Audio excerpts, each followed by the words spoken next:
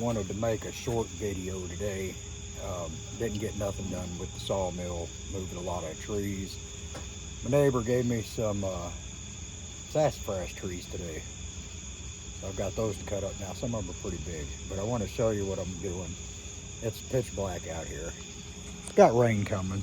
I decided, you know, I'm gonna fix my brand new cover that got ripped when the tree fell on it. So we've got this rain coming in. So I came out here and I sealed up the hole with seam tape, because if you've never used this stuff is beyond sticky. And I've done this on both sides. Now, this is the secret ingredient.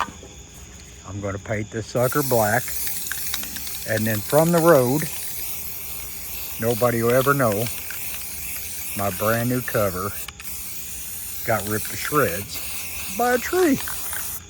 Yeah, so this is my MechMaxx video for today. My patch job here, my short video. Look at that. I mean, heck, from 100 feet away, you'd never even know. And look at those paint fumes. Have a good night.